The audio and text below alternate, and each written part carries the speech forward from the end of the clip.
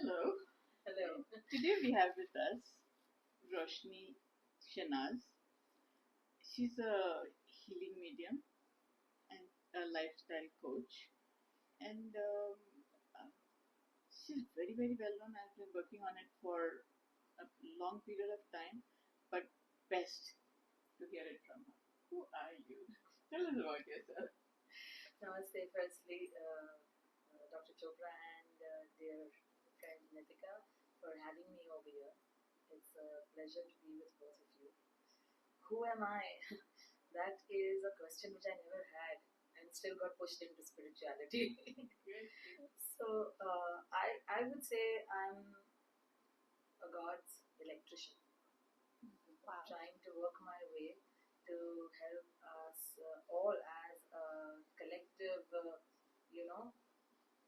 flock of His creation to get within ourselves and tie up all the loose end wires that are fragmented in our everyday living and help us to get to our main switch of that power within that operates constantly in our everyday life. So when you say wired, we always use this word very loosely. I'm wired like this. I'm made like I'm wired like this. What exactly? Which part of the human anatomy or non-anatomy do you consider as the wiring? The basic engine which I have been guided or experienced or known in all these 14 years of doing this work in the cause of the one and only power is that our belief system is the engine. Today, for example, there are parts of the world that, eat cockroaches and lizards and everything. It's healthy and pickle, right? But what do we do in India?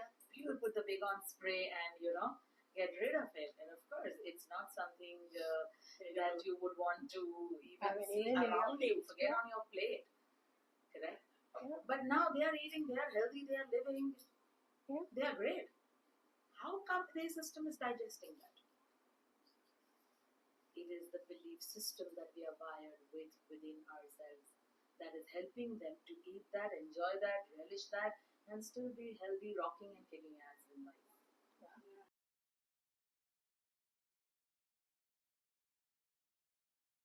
You retrospect in all of these analogies of life, and you see that actually life is teaching us in every spectrum and every speck and nanosecond around us.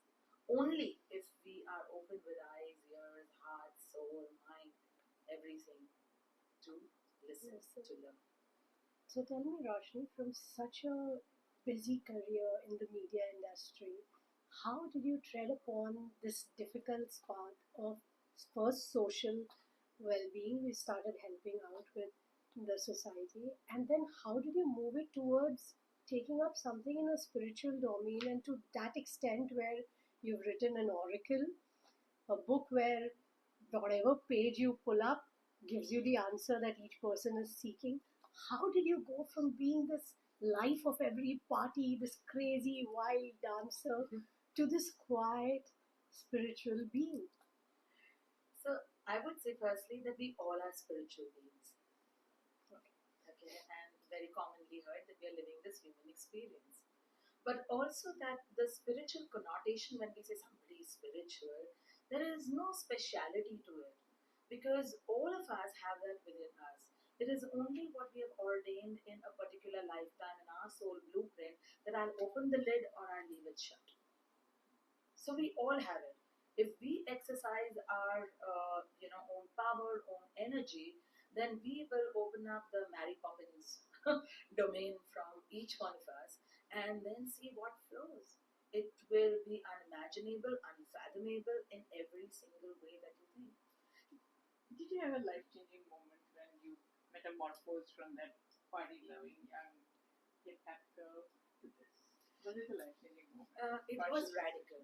It was radical. So I never in my life was anywhere close to the S of spirituality in its literal sense. Oh, who am I? What is my purpose? Nothing.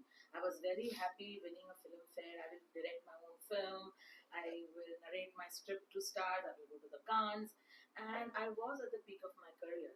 So in 2005, 2006, when the Mumbai floods happened, the epic event of our city, I got leptospirosis through that, which was again an epidemic where many lives were succumbed to it. And fortunately, to God's grace, I didn't.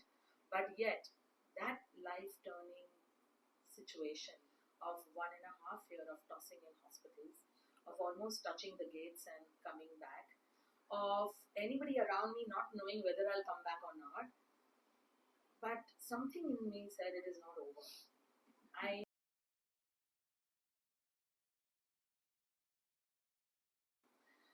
never much went to the fire temple as well.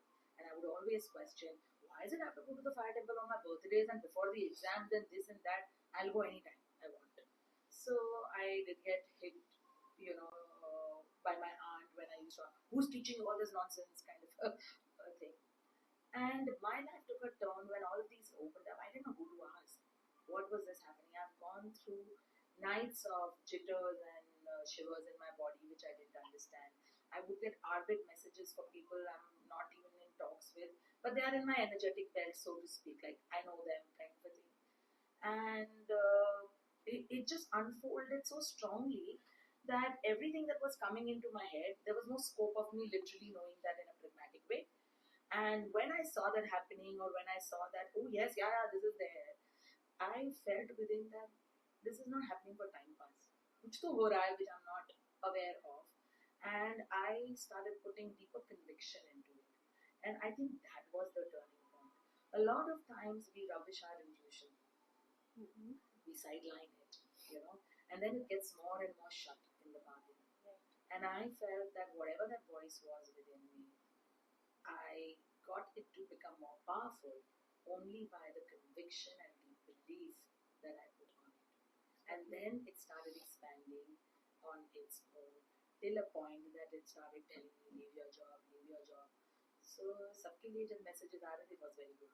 But when this came, I said, no, now all those steroids put by the hospital is working up. I just got out of a crowd and this voice is saying, leave your job. I said, no, nonsense. So I fought with it for 3 months, kind of a thing. And then one fine day I just woke up and had a handwritten resignation written, kind of a thing. Went to the office and told, I'm not coming from tomorrow. I'll give handover completely. Nothing will suffer as far as work goes, but I'm not coming to office from tomorrow. It took about 20-25 days to sink in that I don't have a job, I don't have anything that I've applied for, and that I don't have money now. So, But there must be some kind of a faith that you have in something that I will be able to make it through without having a job. I mean, to give up a job at that point when nothing is certain about anything else. And when you use the word healing medium, what does that mean? What is a healing medium? So right in my early days, so I used to get this channeling. So channeling was this. I am clairvoyant to the mind's eye. So mind's eye is when I'm not seeing a complete vision, but I'm knowing the vision. Okay. So in that sense, I am a clairvoyant, but more of it, I'm a claircognizant. So claircognizant. So we all have flow, main clairs in us. So clair is a French word. Some intelligent Frenchman, dawned upon this, so it was called clair. Preceding word was, the prefix was called clair. So there is clairvoyance, then there is clairsentience, clairaudience, and claircognizance. Cognizance being the most difficult and the most, less believed in, because you may believe when you hear a voice outside of you. You may believe when you see a vision. You may believe when you feel something very strong. No, this place is not right. Mm-hmm. But when you just get a thought and voice in the head, this is not so, don't go there, then it is 99% that you will not believe it. 1% chances you might want to believe it. So the main primary clair that is my strength, and that I didn't know that time, but that was opening up, was of cognizance. So I got messages like dictation in the head, kind of a thing. And I would tell this friend not to leave his job because he's not going to get a job for next 6 months. I don't even know whether he's leaving the job. I don't know whether he's trying the job. So every day it would get more and more emphasized if I've not done it. Like I've not told you. Level of telecommunication. Yes. If I've not told you, then it will keep pushing me. Tell him, call him, like that. So one fine day I picked up and I said, hey, what's up? What's happening? क्या चल रहा है? And all of that. हाँ बस ये वो. अरे तूने job छोड़ दिया? I said, हाँ मैंने job. I'm taking a sabbatical. Saying, अच्छा, you came out of so much and why are you taking sabbatical at this time? So I said, तेरा क्या चल रहा है? तू job वॉब तो नहीं छोड़ रहा है ना? Because market बड़ा खराब है अभी. So why are you asking me this? मैं एक हफ्ते से I'm telling that the head is working for a production house. The head is traveling, तो मैं नहीं दे पा रहा हूँ. अभी आ जाएगा वो Monday Tuesday को फिर मैं दे दूँगा. I said नहीं नहीं यार market बहुत खराब है. Don't give up, kind of a thing. Don't leave your job. You may not know 6 महीने साल कहाँ निकल गया and you might not get a job. So for him to even listen, so I realized that it is not only pushing me to tell, but some energy is helping the other person to listen to that and adhere to that, put it into action as well. So that became like a big thing for me.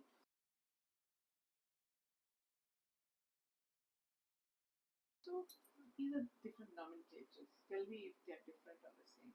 Like, is this telepathy? Is it intuition? Is this clairvoyance that you say you hear words, you hear voice, you look into your crystal ball and see things, you close your eyes and see things, you hear voices. These are all different scenarios of, I think you're saying the same thing. These are different nomenclatures. Are they different or are they the same? They are different. So, for example, intuition is a voice within guiding you for what is pragmatically in your energetic conscious field. And this is French to me. What do you? Okay, I'll tell you. So, practical life. Okay. So now you're going to make a decision on a business. Okay. And you desperately need this tie-up and you want the money and all. But some voice within you is saying, Madhu, don't do this. This is not going to be right for you. Something keeps on telling you, even though everything looks good in your practical life. But that voice keeps insisting that something is amiss. Don't sign right now. Wait, whatever it could tell you. That is intuition. Okay. Then from there, crystal ball I don't have. I'm guided to not even wear or have crystals, so that is another thing altogether. But so clairvoyance or clairaudience is something whereby you are receiving messages from the divine cosmic energy, okay, without it being practical conscious knowledge to you. So for the example that I gave you, that I didn't know that my friend was wanting to leave a job or anything, but arbitrarily I got this. Or another friend who I didn't know anything about on this front, I got, tell her to go to the doctor, she's pregnant. She skipped a month, she's pregnant, she has to go to the doctor. And I would get this. So every day, like 3:30 in the morning, I would literally be tapped and woken up. No alarm, nothing. Like tapped in not in literal sense, but tapped. I would not in and I would wake up. And then till 5:30, I would just sit with a book. And then whatever is coming, I would just keep writing. I'm not auto writing or anything. I know what is coming. So it's coming, but I'm closing my eyes, I'm trying to listen carefully what is there. And then without editing or without thinking, oh, wo kya bolega, wo kya sochegi if I tell this, tell that. No editing. I just had complete conviction of what is coming and I would write it down. It would take time for me to tell at that time. Because I was in the closet. If the film industry knew I was getting these messages or anything, there was any other job also. So I had not told anyone and I was just, so it was more difficult because I couldn't even tell anyone. I couldn't even share what was happening. So, and how did this move from getting these messages to getting into the healing part of it? Like, how and when did you start healing people through this? And is it even possible to heal? What can you heal? As in the mind, the body, or the consciousness? What are you healing? So it started by healing myself.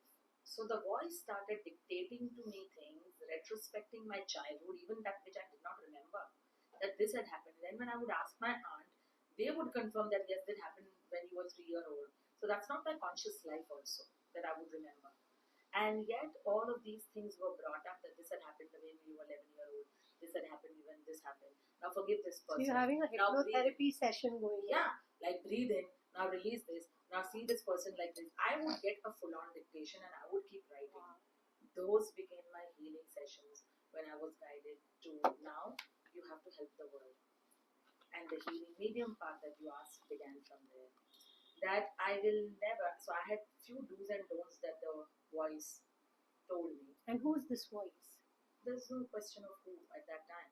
It was a voice for me of the highest power of the universe. So you call it God, you call it creator, you call it father, mother, whatever.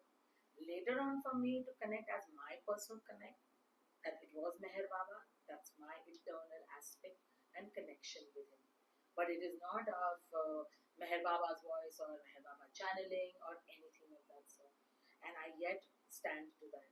So the aspect of this voice giving me all of this also said, A, I will never dabble into spirituality just for the sake of it, to do everything and anything. Now at that time, Reiki was the only known thing. Everything in spirituality itself was nascent. Forget any modalities, you know. So I didn't even know, but at that time it said in the next decade there will be like gallons of modalities downloading on humanity.